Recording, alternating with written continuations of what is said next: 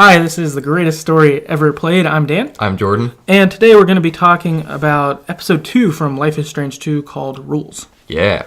So this description is the two brothers continue their journey on the road into the winter months and struggle against the cold. As Daniel gradually falls ill, Sean's concern for his younger brother increases and decides the pair of them must make their way to their distant grandparents' house to recover and seek shelter. During their stay, they encounter next-door neighbor Chris, a young boy the same age as Daniel who believes he is a superhero by the name of Captain Spirit. As Daniel and Chris begin to form a friendship, Sean insists on Daniel following a set of rules around his power. Will Daniel keep his power concealed or break the rules in a time of need? Okay, the episode then begins with kind of a recap for us of what happened in episode 1, and it's told by Sean in the story of the two wolf brothers, which he was telling as the first episode ended. Mm-hmm. So, hunters kill their dad, one of them's a super wolf, all that stuff. Yeah. Catch you up to speed. The game then begins. It's December 1st, 2016, and they're at Willamette National Forest. So, they've made their way about halfway through Oregon on Google Maps. It says it's about halfway down Oregon. That's where it looks, and it's December 1st, and so it's been roughly 6 weeks since they left, their dad's left Seattle. Mm-hmm. Daniel has been practicing his telekinesis, and you get to do different things like lift rocks, lift different cans, stuff like that. He's getting good at it. Sean's like challenging him to get better at it, and you can see that he's really improving and has control over it rather than it just being a thing that happens or whatever. Yeah, when he's angry or scared or something. Right. We also see that Daniel's got a cough. It's snowy and stuff, obviously it's December, so it's cold out, but Daniel has a cough. He's clearly sort of sick. Yeah. After this, they go over what the rules are. So Sean has set up a set of rules for Daniel regarding his power. And these rules are 1, hide your power, 2, never talk about your power, and then 3, run from danger. And so if you do these things, you'll be able to keep safe, you'll be able to keep out of sight. Since we're fugitives, this will keep us with a low profile if you don't do these things. Or if you do them, I guess. We find out that they've been staying in this abandoned cabin that's in the woods in Willamette National Forest. And so they managed to get in. I think the side door was unlocked, it seemed like. They just got there and got lucky because the front door wouldn't open. Yeah. So I think the side door was like a glass side door, and it just happened to be open. And they go inside, and it's clearly been abandoned a long time. Like, it doesn't have power or anything like that. And it's pretty messy. Like, it seems like they made it a mess because they've been there for a little while, but it seems like it was already a mess. Yeah. Too. Within it, you can look around different things and kind of hear how they've been surviving. You see, like, Mushroom's mat or the bed they've been sleeping on, or Daniel's got a little fort set up with the tent you stole, if you stole the tent. If you don't, I think it's boxes or something. Yeah. You've got that. That's cool. You get to go look in Sean's stack of stuff, and you see a couple of things that are noteworthy. Mm-hmm. One is you see a letter from a hospital to the presumed owner of this house from 2003, where they were going to get chemo treatment. Mm-hmm. So they probably did not survive. Nope. And the letter's from 2003, so seemingly no one's been back in 13 years or something. Like, those have just been sitting here, which I guess makes sense. Maybe whoever owns it, the kids or spouse or whatever, just cut the power and never went back. Yeah. Because it was paid off, or they built it themselves or whatever. Yeah, something. Forgotten about it. Yeah, forgotten about it. It's just there in the woods. And so, this was a good way to hit some feels as to where they're staying. But also to make you feel all right that you're not, like, breaking into someone's house. Yeah, and just, like, ruining all their stuff. Right. No one would care or know that they're in this house. Which is good. That's where they'd probably want to be, is somewhere where no one would know where they are. Yeah, probably the ideal hideout. And I wonder if it wasn't so cold, if you would try to stay there longer. Oh, and they had that, like, wood-burning stove, too. They kept them probably pretty warm inside. Right, and they could cook food on and things like that. They could get ravioli. Yeah, they have ravioli. So you get that. That's all there. Also among Sean's stuff is some newspaper articles. that were somewhat upsetting, for sure. One is a newspaper article about a shop owner. It says, like, local shop owner, like, fights fugitives. Something like that. And you're just like, fuck this guy, man. That guy's the worst. I think in mine it talked about stealing because I stole the tent when I left. Unfortunately. Yeah, so it made us seem more criminal. Yeah. Which we did steal from him, so. I think the other ones still make it seem like if you didn't steal, it's still like... Oh, I'm sure, yeah. Fugitives. He takes on fugitives. Like he's like, oh, they were just like the fugitive kids instead of like, I saw these kids stealing. Yeah. Or whatever. So that's shitty. And then there's also an article from the sister of the police officer who died from Daniel by accident. And she talks about how it's like he was a good guy and it's sad that he's dead, basically. And that he was a new cop also, and that he shouldn't have been alone, and he was in his first 6 months on the force, and his like partner called off or something, and they didn't like give him someone else. Yeah, so it's kind of interesting. She had like both sides. It was kind of like, I'm sad my brother died, and here's also these problems, and I hope everyone, the Diaz boys, everyone is okay. So she had a decent perspective, but being Sean, obviously, I wouldn't want to read that in the paper. No, like, definitely not. You're like, you shot my dad. Yeah, so fuck, who cares what? Yeah, I don't care what the other things were around it. Yeah. So, but, I don't know. It was good information for us to get. So we got that. Then you end up playing this dice game with Daniel. Cleveland threes. Yeah, that's what I thought of when we played. So, when Jordan and I were roommates, us and our friends would play a game similar to this called Cleveland Threes. So we'd play dice and drink beer and stuff. It was pretty fun. Drink 40s. Yeah, drink 40s sometimes. Sometimes. Yeah, that was fun. That was fun playing dice then, and so it was fun playing dice here. Yeah. The premise of the game is that you need to get a 6, 5, and a 4, as they represent your captainship and cargo or whatever, and then you want the high score, ultimately. So you play that game with Daniel for a minute. That was fun, having like a little game within the game. I accidentally quit early. Yeah, I don't know. I don't think I finished it either. Did Daniel draw on your bag then? Yeah. Did he draw a dog? Mushroom, maybe? I don't remember. I think he drew a dog on mine, and it was pretty cute. So yeah, I was glad he won. He probably did. Yeah. I think if you win, then you can draw a dick on his bag. Yeah. Which I didn't win, but I wouldn't have done that either. Yeah. Or you can draw like a cool wolf on his bag. So okay. You can be cool or nice. Draw a dick. Yeah. I thought that was funny. I'm going to draw a dick on your bag. Yeah, and like, oh, come on, dude. He's 8. Yeah, I know. It's funny. Like, you got that going. You decide the next day what you're going to do is you will go to your grandparents' house who live in Beaver Creek, which is, like a day's walk away, and they'll probably help you because they're family. That's kind of their thought. So they have their last night there. Next morning, you get up, you start packing stuff. Mushroom's got to go to the bathroom, and I didn't take her out, and so Daniel opened the door with his powers and let her out. Classic. Yeah. And then you go get your stuff ready. Then Daniel goes out to get Mushroom. And then you go out and you can't find either of them. You ultimately find a blood spot. And you follow the blood spot. And you see a dead Mushroom. Yeah. Unfortunately. Yep. And bloodied. Very bloody. Yeah. And Daniel upset. And you see a cougar. Who has clearly done the damage, and the standoff is there. And your first kind of big decision we chose to highlight comes up here. It is, Daniel wants to kill the cougar with his power. He's obviously upset, and he's going to go for it. Yep. And you can either choose to let Daniel do Daniel, or you can intervene and tell Daniel not to use his power and try to scare the cougar off. I guess also noteworthy to say now is we don't have stats for these. For some reason, they did not update. Did you have stats in? No. Okay, I didn't think so. Yeah, there aren't stats for some reason. I'm hoping it's just a glitch and Dontnod gets it solved. I'm sure it will be fine. Yeah. Just add them in later. Yeah, right. Just fix it later. So yeah. We don't actually have percentages to go over, which is a bummer. We can just guess based on the feedback responses we got. Yeah, that's true. I imagine that the feedback is probably a decent reflection of what had happened. So you have the option to intervene, scare the cougar off, or you can let Daniel kill the cougar. And I let Daniel kill the cougar. I personally was super pissed that Mushroom got killed off. And yeah, I was not happy. And so I think I let Daniel's feelings and my feelings were the same. So I was like, yeah, fucking go for it. Kill it. And so Daniel kills the cougar. Yes. Yeah, I did not let him kill the cougar. And I kind of wish I had.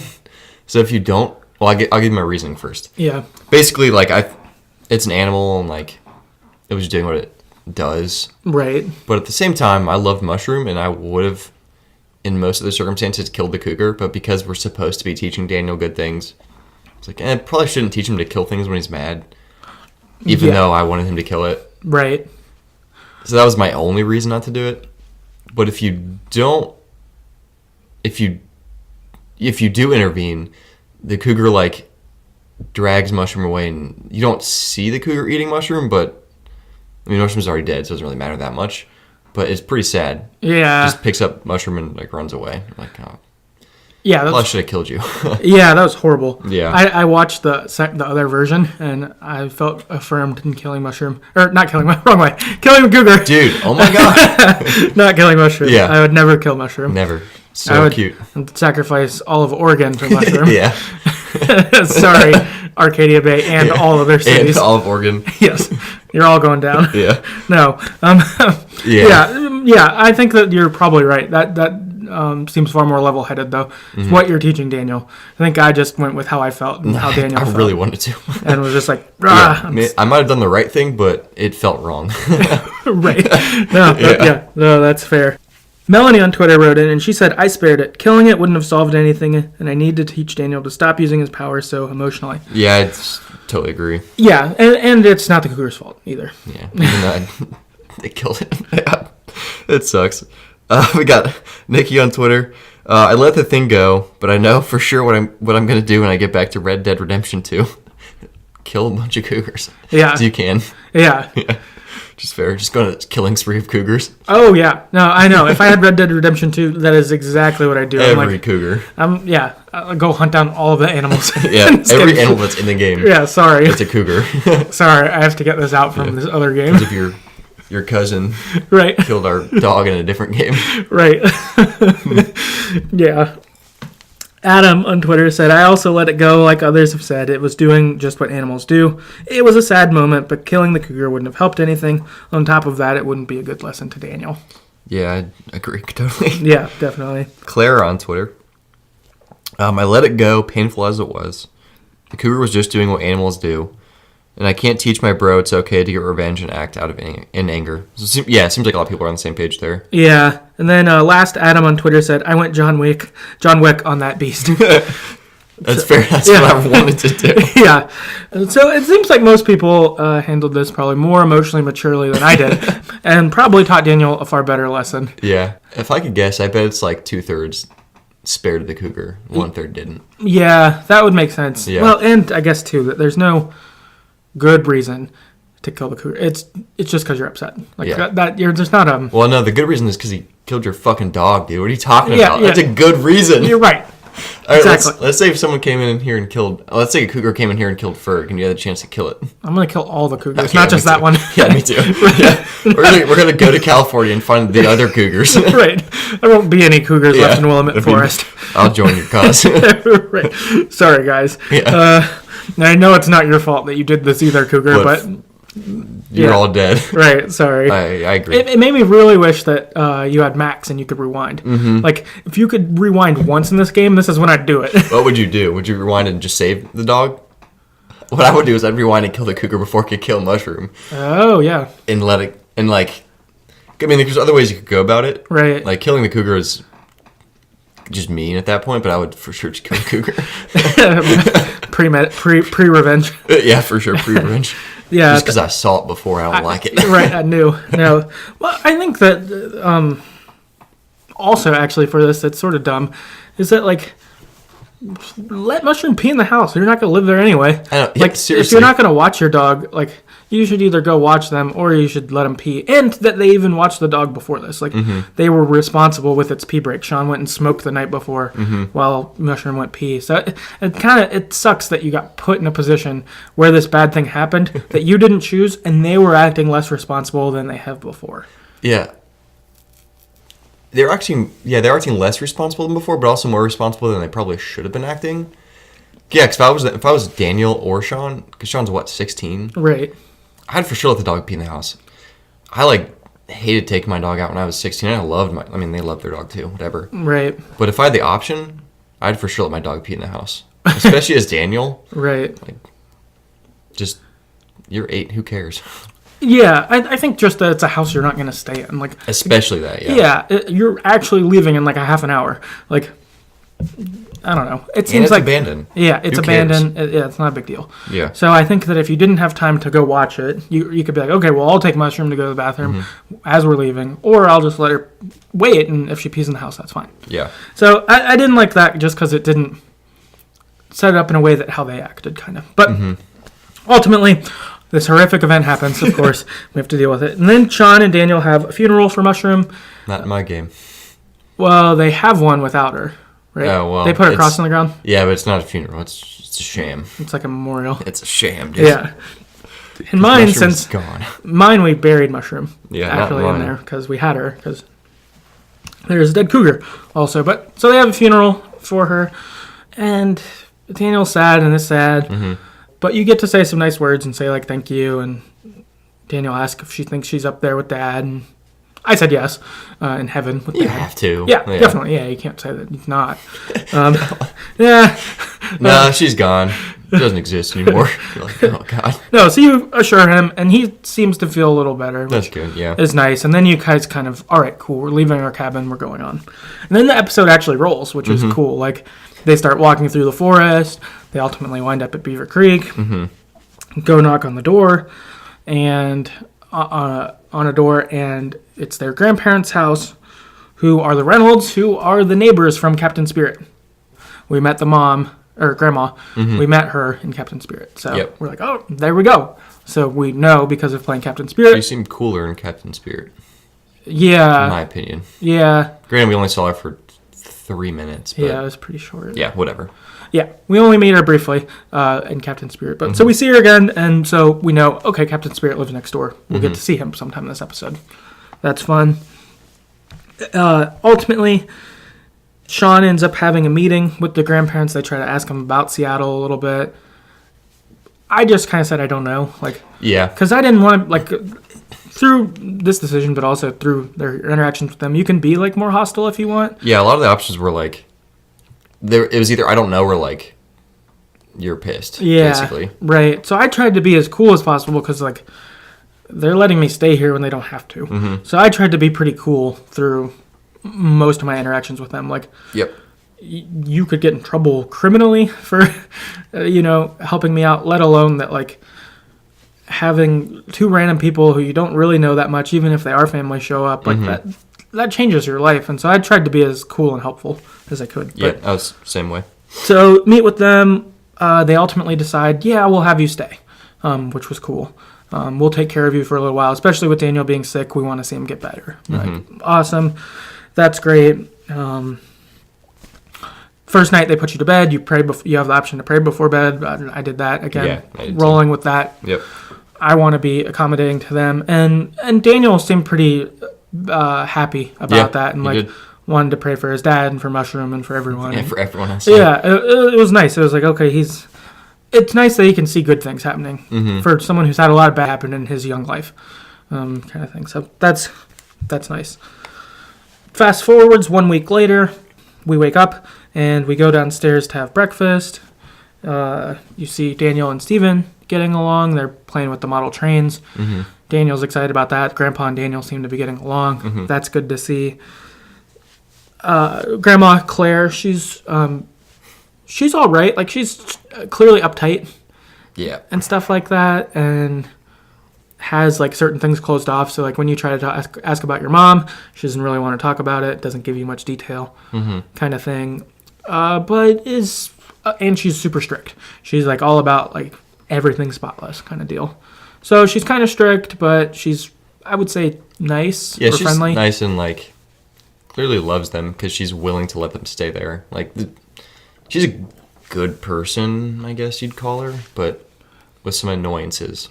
Yeah, I think that. I don't know that she would be the grandma you'd be excited to go stay at their house because they're, like, strict and stuff like that. But she's a nice person, and she's most certainly helping us out in a bad situation. Oh, yeah. So you talk with her, that kind of thing. She ends up asking you to tidy up. during this time. I ended up doing that. Yeah. Again, I want to be as like cool and not fucking your shit up as I can. Yeah, they're really risking a lot. Right. They're going out on a limb. So do that. Ultimately, you're getting ready to like go to a shed because there's a bunch of toys out in the shed, and so you've got to get a key from Steven. And when you get it, then you'll be able to go out there. When you go and talk to him in the side room, he asks you to close the door, and he ends up asking you about if we've noticed anything with Daniel. Like, I've seen, stuff with Daniel. Like, I've seen his powers, basically. He doesn't spell it out, but he's like, I've seen stuff, and then you have an option to be like, what are you talking about? Or tell him. So I played dumb. Yeah, I did too.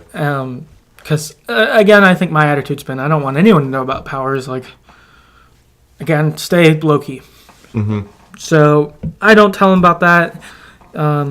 He ends up offering that you could stay long-term. Like, we'd like you to stay even after Daniel gets better. We want you here and, like, want to help build a future for you.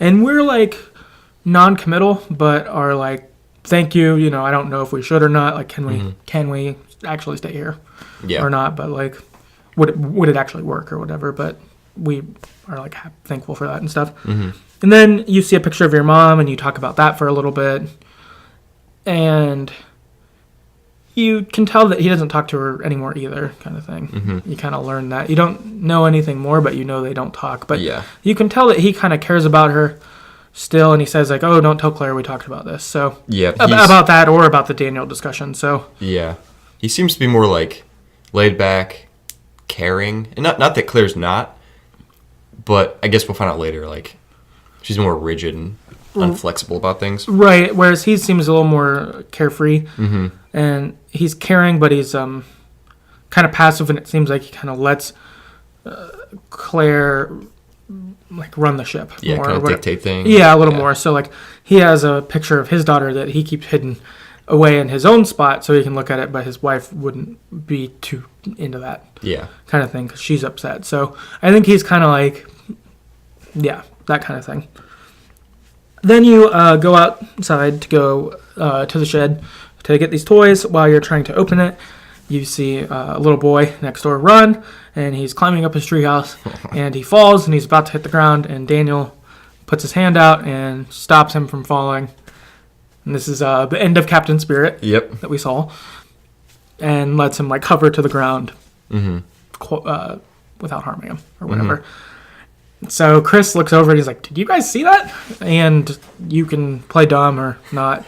I played dumb. Oh, I didn't. And he's like, I would like think I floated or whatever, like that kind of thing.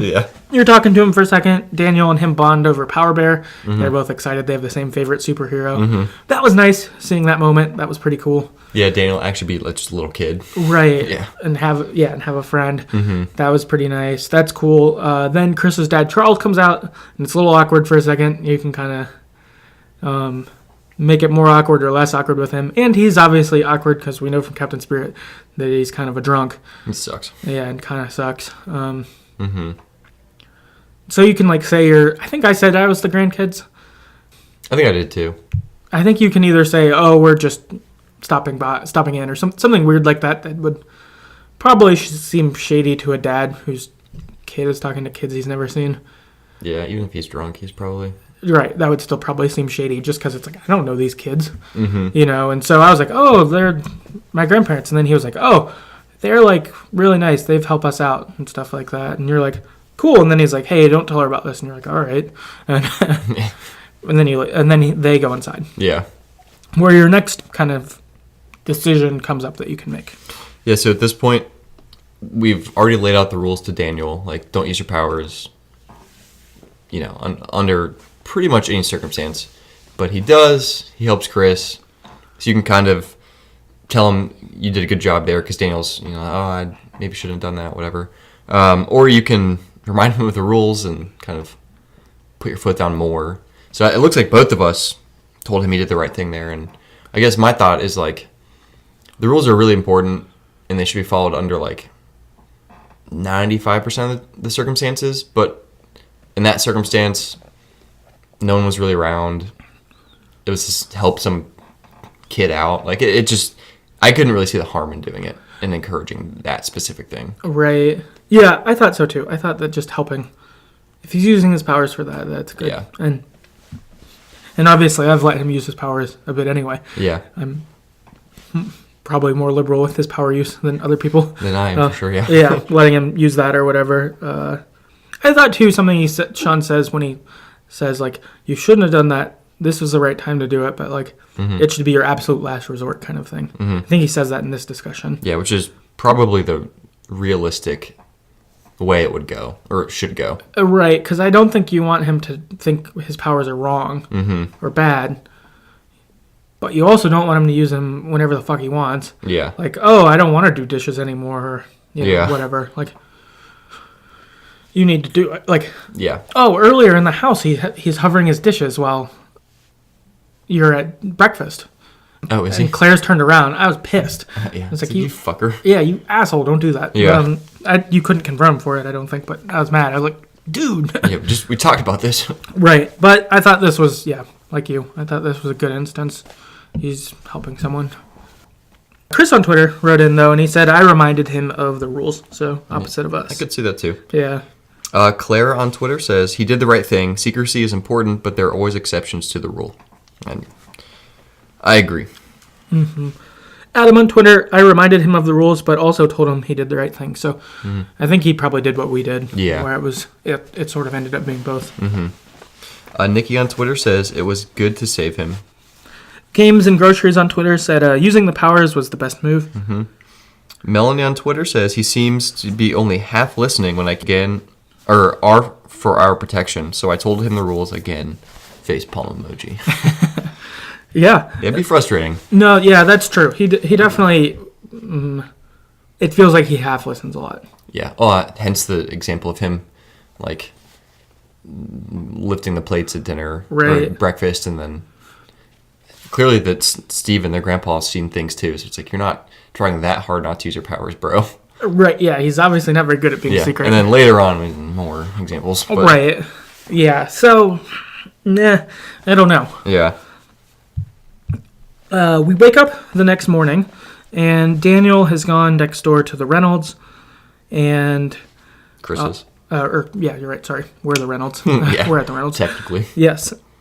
Daniel went next door to Chris's house to go play. He leaves us a note on his Etch-a-Sketch, and then we can go downstairs, and the Reynolds have gone to church, so we're home alone and can wander the house and then go get Daniel. Ultimately, I'm kind of surprised they didn't make us go, or try to make us go. Yeah. I guess maybe trying to keep us out of sight. Oh, yeah. That must be why. Yeah, duh. Otherwise, though, I bet they would have tried to have us go. Yeah, that makes sense.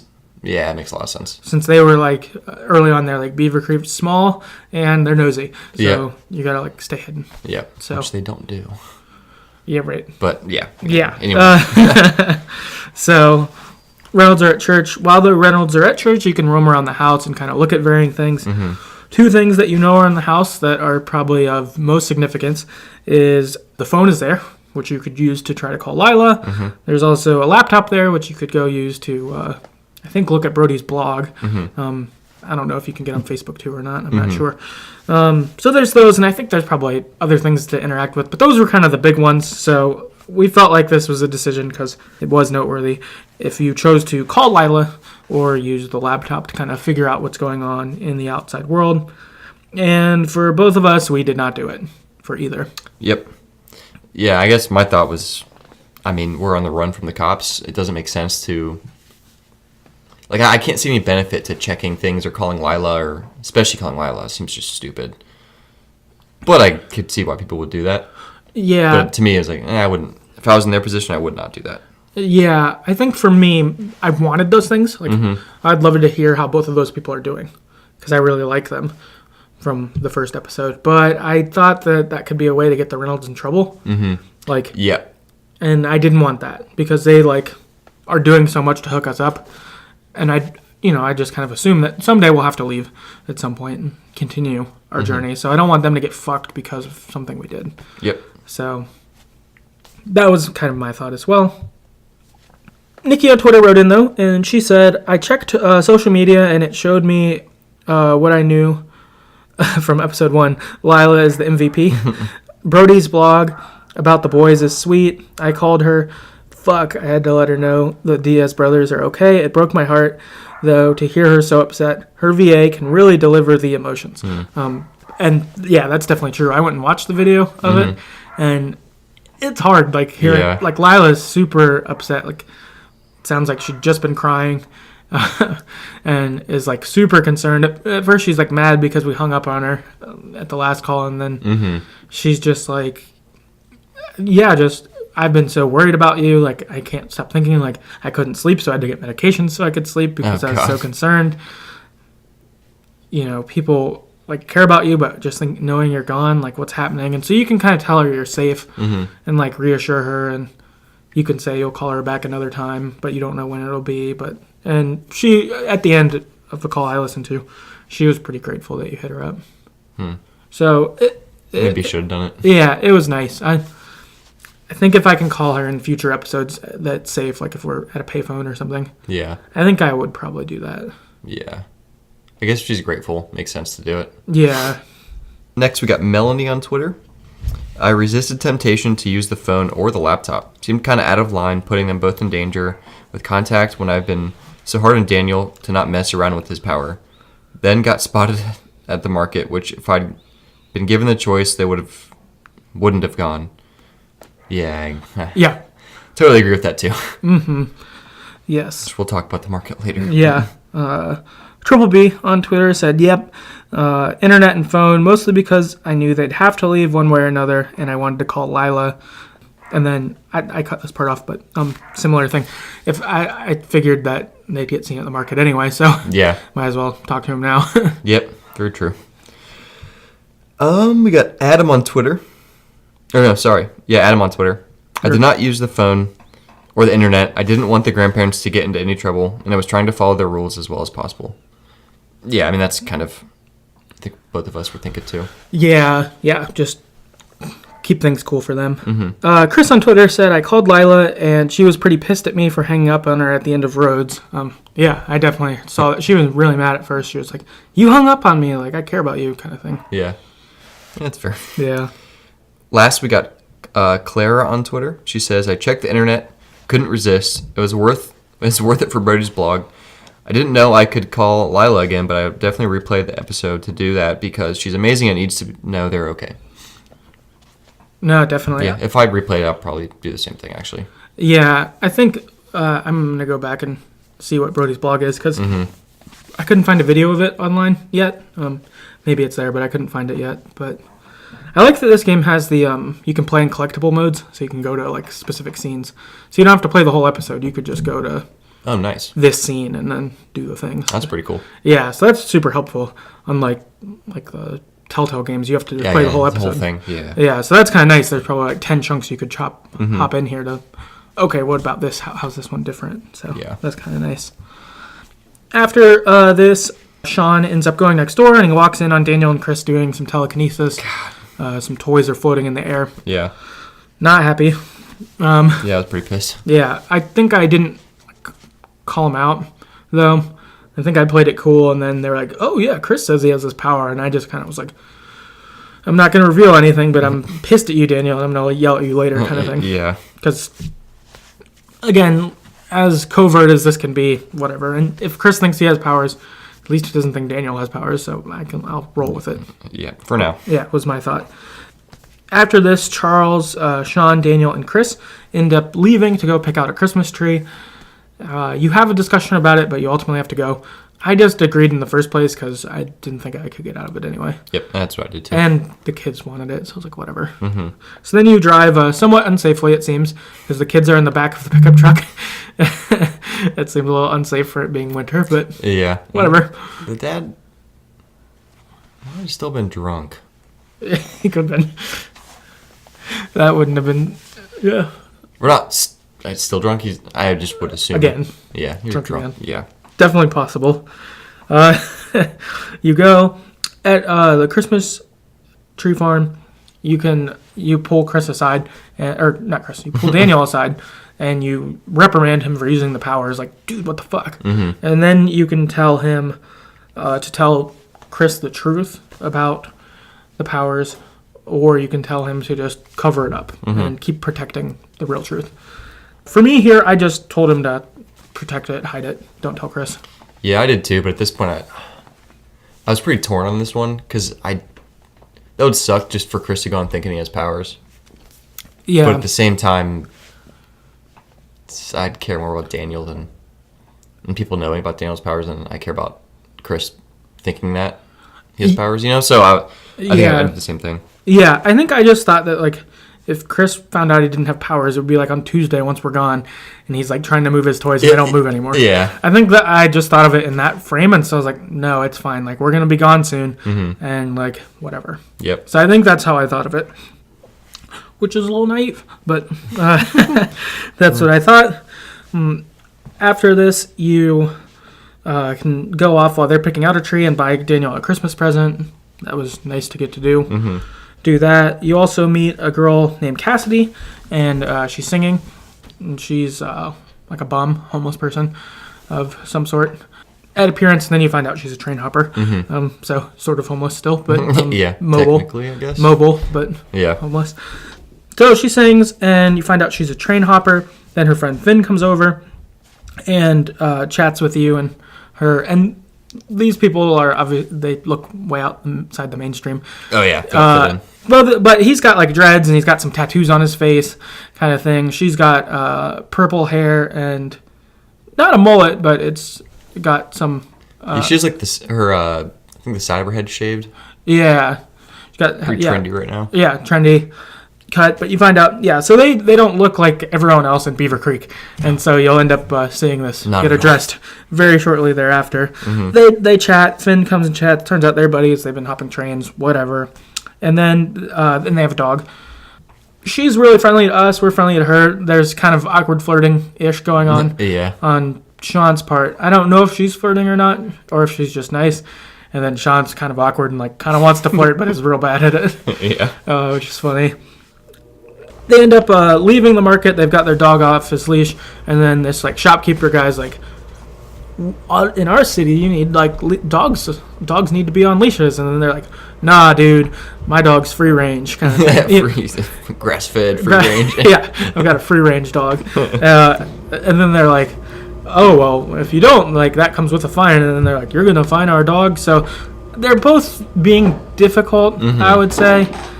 Cassidy and Finn are kind of like fuck authority type people. Like that's kind of their attitude. Like fuck the man. Yeah, I guess their fault was a lot. And the biggest bit was they were actually leaving, and they just stayed to argue with that guy. Right. Like, we could have just been like, "Oh, we're actually leaving." That's the end of it. Yeah, they kind of egged it on. Yeah. But they definitely got sought out because they looked different.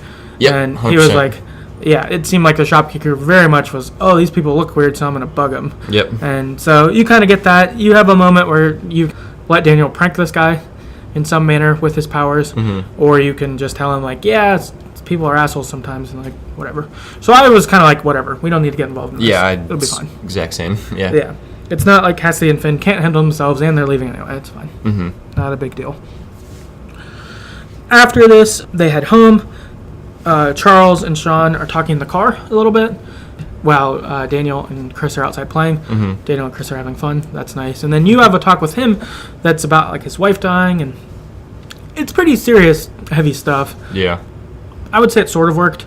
I think like knowing the backlog from Captain Spirit was cool. Hearing it here kind of worked, but I think there's a better version of what this could have been.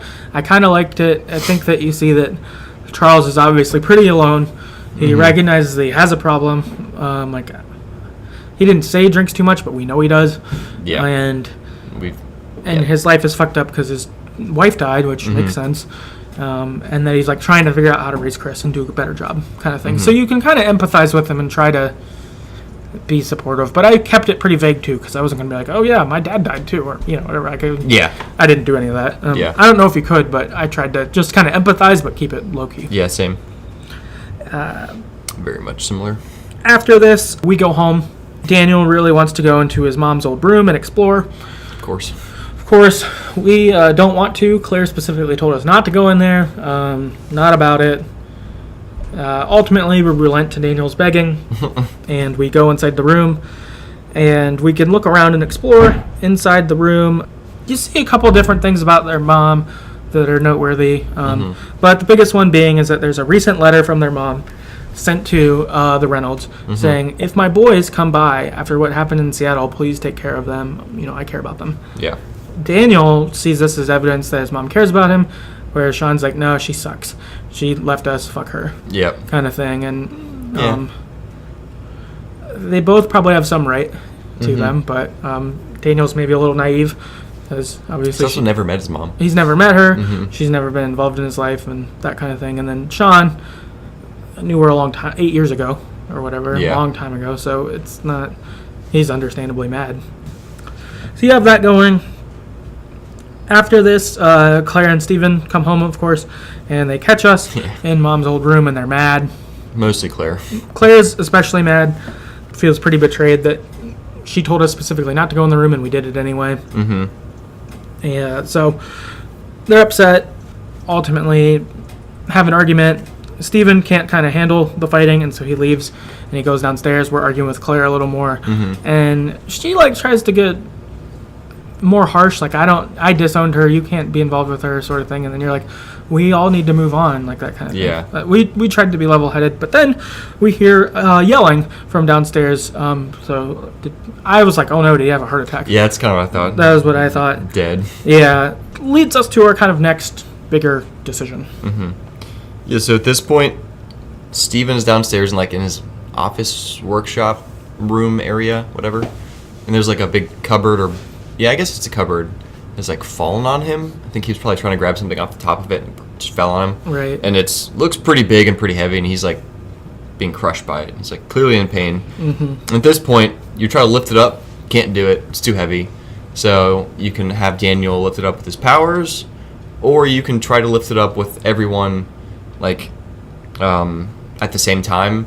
And it's kind of insinuated that if you just try to lift it up and pull him out, it'll hurt his leg, because he's like, oh, I'm fine, but my legs really hurt.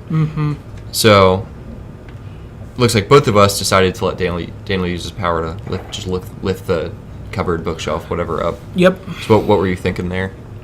I thought that we'd probably, I kind of wonder if we're getting kicked out anyway. Yeah. And so I was kind of like, we should do this. We should just do the right thing and get out. I think that's kind of my thought. I mean, I didn't do that with the cougar, but generally speaking, if you're using the power for good, if the powers can be used for good, you should do it. Yeah, I agree. That was one of my thoughts, and then the other thought was I was worried he was going to get hurt way more if we didn't use the power. I just assumed there'd be some consequence from trying to pick the bookshelf up. Right. So I was like, just go ahead, Daniel. Yeah, we're out here anyway. Right. Adam on Twitter wrote in and said, I told Daniel to use his powers. I didn't think we'd be able to lift the cabinet without them. I was also glad to see that Claire turned out to be pretty accepting of them as well. Yeah, it's very true. Yeah. Melanie on Twitter says, powers. Quickest decision I'd made. Claire was already on the verge of kicking us out, so I thought, sod it, we're probably leaving anyway, and Steven has been so good to us. Yeah. Yeah, I really like Steven. Yeah. Up till this point too, as he's been pretty cool. And if it was the reverse, I would have still helped Claire if the bookshelf fell on her. But yeah. Nikki on Twitter wrote in, said, I was kind of scared to show the powers so openly, but I did it anyways because I didn't want to see Steven hurt or more hurt. He seems pretty cool. Interesting to see Grandma went from what the sugar to it's a miracle so quick. She at first was like, Daniel, what are you doing? But then kind of is like, okay, it's a miracle because this good thing happened, and I'm fine with that. Whatever. If that's how she'll interpret it and be cool, that's fine. Yep, good enough for me. Yes.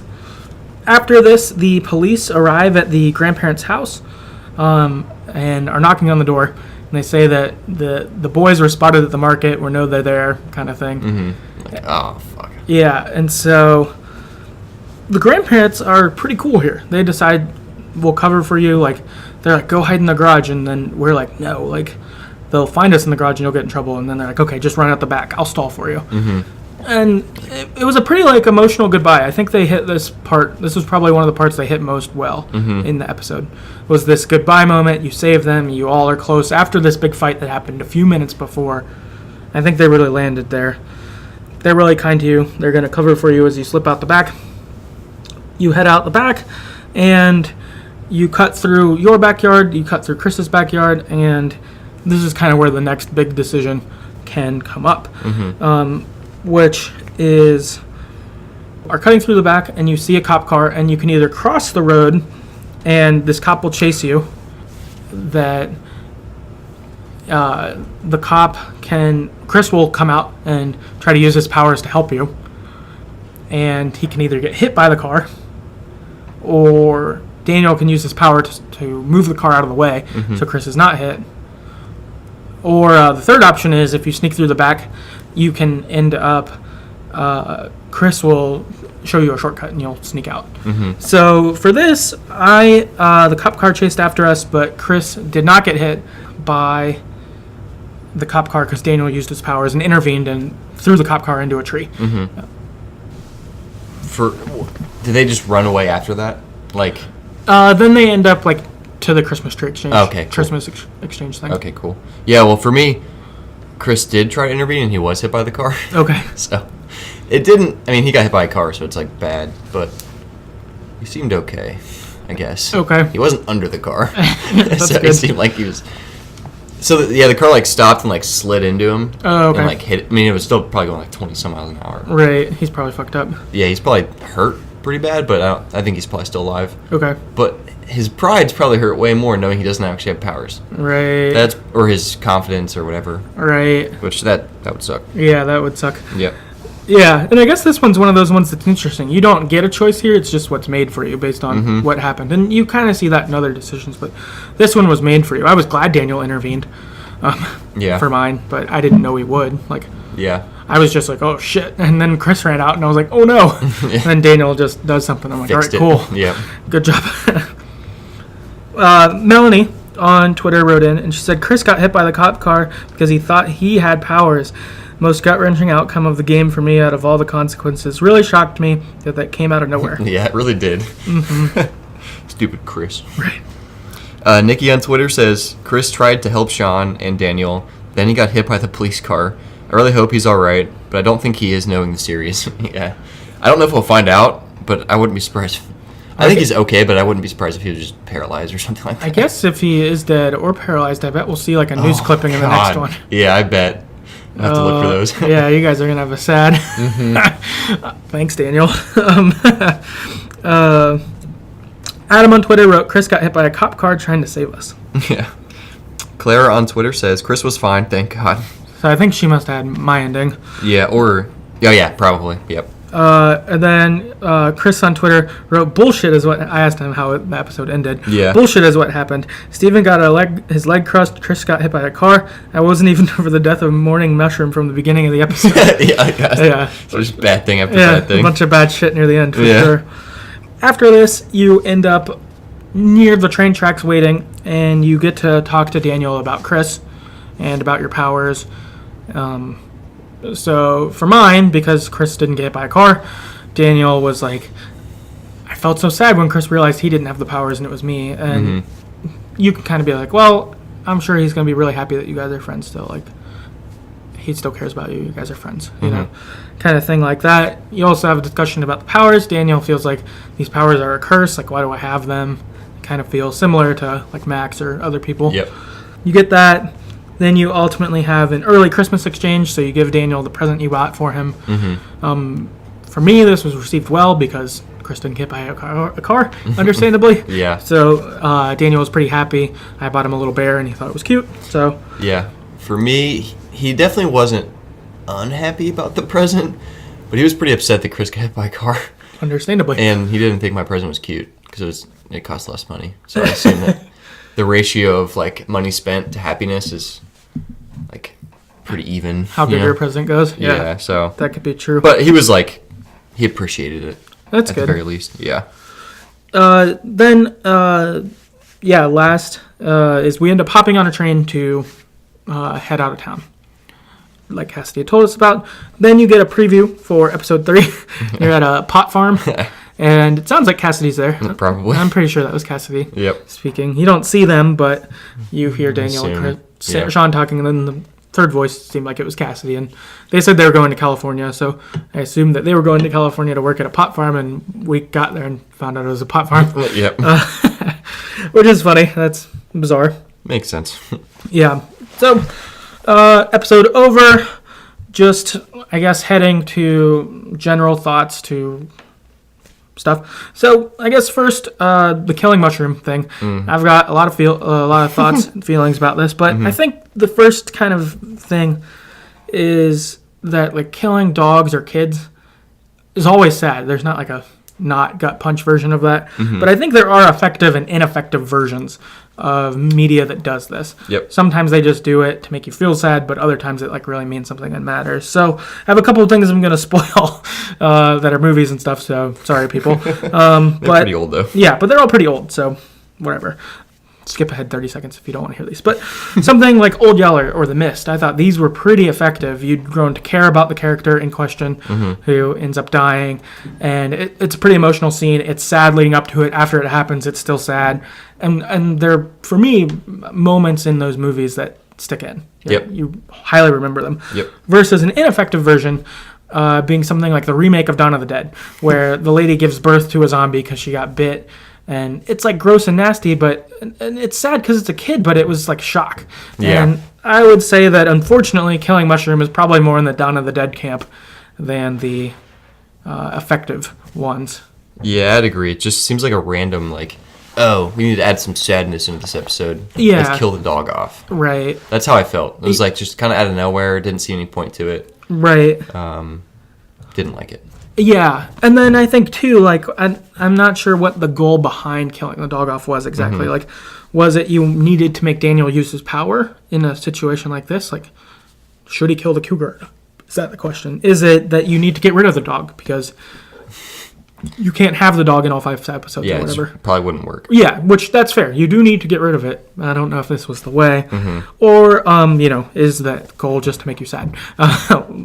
Which is what it mostly feels like. Yep. And for me, I think that you could have had a lot of different solutions for this. Like, you could have ended up giving Chris mushroom for Christmas or something, or when you're leaving the Reynolds, like, be like, hey, could you take care of my dog? I gotta go. So you could still get rid of the dog. You could still be sad you don't have the dog, but you don't have this scenario. Or you could, have the option of the cougar, Daniel stepping in to stop that or not before it happens. I don't know. There's just a lot of, solutions that I think could have worked that would have been better and probably more effective here. So I think they kind of missed out. Yeah. I'll do one really quick point and then a bigger thought. I think it's really messed up that Daniel was making Chris think he had powers. It's like, oh, man.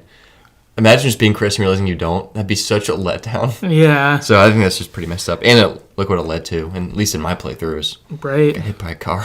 Yeah, that's bad. The bigger question I have is, where do you think they'll end up? Because in this episode, they kind of introduced a potentially different outcome. So they're going to Puerto Lobos. That's been known. But now their mom's kind of introduced as like, well, maybe they could go there. So where do you think they'll end up? I think the Puerto Lobos is still the ultimate location, personally. Okay. I bet that they will at least attempt to see their mom somewhere along the way. Because they didn't tell us where her P.O. box was. They just said she had one. Yeah. They have the papers. I think they have the letter still. Yeah, they still have the letter, though. So I assume episode 3 they're going to find out. Yeah, and whether they go there or they just plan to head there on their way to Puerto Lobos. But I feel like they'll ultimately still go to Puerto Lobos. Okay, that makes sense. I think that the theme of traveling south, just the next 3 episodes, makes a lot of sense. So, yeah, I think I agree. I'm just less sure now that they're going to go there. Because the mom's been introduced as like a real option. Yeah, I guess if she's the real option, then I guess I could see that. It'll just have to be far enough away that they go there for the next 3 episodes. So like, okay, she lives in Texas, so we're going to take a left. Whatever. Yeah. Or whatever, that kind of thing. Yeah, for sure. So, yeah, I don't know. Something I hoped in this one is that the episodes if they could get released in the months that they were set in. Like, it seems like this episode was probably supposed to be released in December, and I think that would have been cool to like have them anticipating Christmas while we ourselves are in real life heading towards that. So I hope that the future episodes are in line with the month or whatever. I hope it's pretty similar, because that was cool in the fall for the first one that did happen. So I would like that. I hope that happens. A benefit was for us in Columbus, there was snow. So that was kind of cool, as it did feel like in real life it felt like how the game looked. So that was a pretty cool thing. But I would like to see that in the future episodes. If they manage to time it out that way, that'd be fun. Yeah, hopefully they release one soonish, and then it can be like kind of springtime. Yeah. Or even just springtime would be nice, because it'll be like moving towards that. Yeah, that would be cool. Yeah. One question I had, or thought I had, is, so we obviously, well, not obviously, we probably won't see Chris again in any playthrough. However, his story ended there. Right. So do you think his involvement in this episode warranted a whole 3-hour, 2-hour free prequel thing? Because to me, it didn't seem worth it, I guess. Yeah, I think that it probably should have been more connected. Yeah. Or whatever. Like, it was nice seeing Chris, and I liked it from before, but I don't think it... Yeah. Maybe matched up as much as you wanted. Because, like, Chris, even in this, I feel like he was in maybe a third of the episode. Yeah, probably. Which, at most, yeah. I feel like after Captain Spirit, it would have made sense if he was in, like, 80% of the episode instead. Yeah, I agree. Yeah, so it almost seemed like I don't think by any means they, like, tricked people. But, like, they hyped up this one character. And he was there and was, like, kind of excited. Like, oh, yeah, that's Chris. That's Captain Spirit. That's cool. But then I felt kind of let down because I played as that character. And then he was kind of not really around much. Right. Or at least not really. He was around, you knew he was there, but you couldn't really interact with him in the way that I might have wanted to. Right. Yeah. My sort of speculation, and I don't know this for fact or anything like that, my speculation is that since this episode took so long to come out, I would assume they had delays of some nature, like they had to rewrite something or whatever. So I kind of wonder if the original version of episode 2 could have had more Chris in it, and for whatever reason it got kind of changed over, and that kind of thing. Could be very possible. So. Yeah. Okay, yeah, I guess last little spot I wanted to point out in here. So I thought the money system in episode 1 was really cool. And it was sort of a bummer that we only used it once. In this one is buying our toy. Yep. And now we have, like, I don't know, less than $5 probably or whatever. Yeah, I think I have like $1 or $2. Yeah, I think I might have 7 or something, but I don't have a lot of money. Which I'm sure we'll figure out ways to have money, but it would have been nice if the grandparents said, like, there's some money on the counter, go grab it real quick on our way out. I think that would have been cool. I know they couldn't give us like $10,000, but probably not. And then we could just buy a car or something and just drive to Puerto Lobos, and it ends on episode 3. Yeah, that's it. Yeah. But even if we could have had a little bit of cash just to try to fund this trip, I think that could have been cool. I'm sure they'll use the mechanic more in the other ones. I guess that since we actually had a home this episode, it makes sense it wouldn't be used. But I'm interested in it continually being used, and even with that, I wanted to buy Daniel a good present, but I did feel the tension of like, shit, I gotta spend money. Yeah, it's just really worth it. Right. Yeah. And I think it was, since he was happy, but... yeah, I agree. It was a good little, made him feel good. Yeah. So I guess that covers rules. If you've got other thoughts on it, please write in to us at TheGreatestStoryEverPlayed@gmail.com. Find us on Twitter at StoryEverPod. Yeah, let us know what you think about this game. Definitely looking forward to episode 3, and whenever that comes out, and when that does, we'll talk about the dates and all that, and set a podcast up. But we will see you next time, though. See ya.